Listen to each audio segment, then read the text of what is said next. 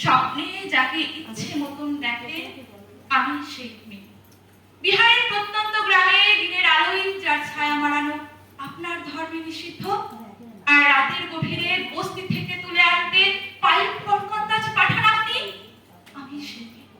আসামের চা বাগানের সুপ্রিক কামিল বস্তি থেকে যাকে আপনি নিয়ে যেতে চান স্বামী বিবাহলয় মধ্যরাতে, ফরেন প্রেসের ঝলসে ওঠা আলোয় মোদির চোখে দেখতে চান যার অনাবৃত শরীর, আমি সেই মেয়ে।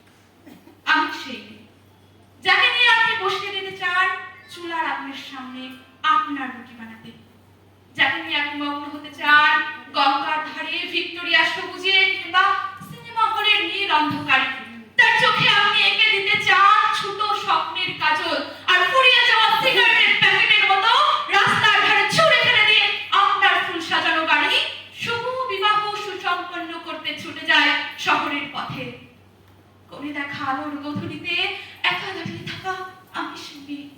আমি সেই মেয়ে যাকে আমাকে দেবতারাও ক্ষমা করেন না, অহংকার আর শক্তির দম্ভে যার গর্ভে রেখেছেন কুমারীর অপমান। চোখের জলে কুন্তি হয়ে নদীর জলে ভাসিয়ে দিতে হয় কর্ণকে আত্মযোগে। সংসারের সময় আমি ভরসা, আমার ছাত্র পড়ানোর টাকায় মায়ের ওষুধ কেনা হয়, আমার বাড়তি রোজগারে ভাইয়ের বই কেনা হয়, আমার সমস্ত শরীর প্রবল বৃষ্টিতে ভিজতে থাকে, কালো আকাশ মাথায় নিয়ে ছাতা হয়ে থাকি, ছাতার নিচে শুকিয়ে বাঁচে সংসার। আপনি আপনি আপনারা আপনারা আমাকে অনেক ভালোবাসেন, আমাকে শ্রদ্ধা করেন, আমাকে আমার নিচেও নামিয়ে দেন, যার ঠোঁটে মাখিয়ে দেন ছোট স্বপ্নের কাজল, যার ঠোঁটে মাখিয়ে দেন লিপস্টিক। হ্যাঁ হ্যাঁ হ্যাঁ, আমি সেই মেয়ে। আমি সেই মেয়ে যাকে নিয়ে আপনি মগ্ন হতে চান বহুদূর বহুদূর বহুদূর। হয়তো আমি সেই মেয়ে, হয়তো একদিন, হয়তো অন্য কোনো একদিন আমার সমস্ত মিথ্যের পোশাক ছুঁড়ে ফেলে দিয়ে আমি হয়ে উঠবো সেই অসামান্য। খোলা চুল, মেঘের মতো থাকবে খোলা পিঠ, দু চোখে জ্বলবে ভীষণ আগুন, কপাল ঠিকরে বেরোবে ভয়ঙ্কর তেজস্বী, নৃশংস হাসিতে হেসে উঠবে আকাশ, দেবতারাও এমনকি আতঙ্কে স্তব্ধ হয়ে বলতে থাকবে মম মেঘপ্রভা ঘোড়া মুক্তকেশী চতুর্ভুজা কালিকাম দক্ষিণাম মুন্ড মালা বিভূষিতাম। বিভূষিতা বানানির মতো আমি এগোতে থাকবো, আর আমার এগিয়ে যাওয়ার পথের দুপাশে মুন্ডহীন শঙ্খ দেহ ছটফট করতে থাকবে।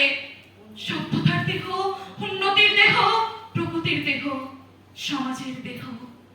হয়তো আমি সেই মেয়ে, হয়তোবা হয়তোবা। নমস্কার। এক্সিলেন্ট, খুব সুন্দর বলেছে। এবং সত্যি দিদির বলার মধ্যে প্রত্যেকটা বিষয় আমাদের জীবন দিয়ে দিনের পর দিন হয়ে গেছে, আগামী দিনেও হয়ে যাবে। নারী যত দিন না সজাগ হবে, নারী যত দিন না চিৎকার করতে পারবে, এই সমস্যা কখনো দূর হতে পারবে না। তো আর একটা সংঘ সমবায় থেকে চলে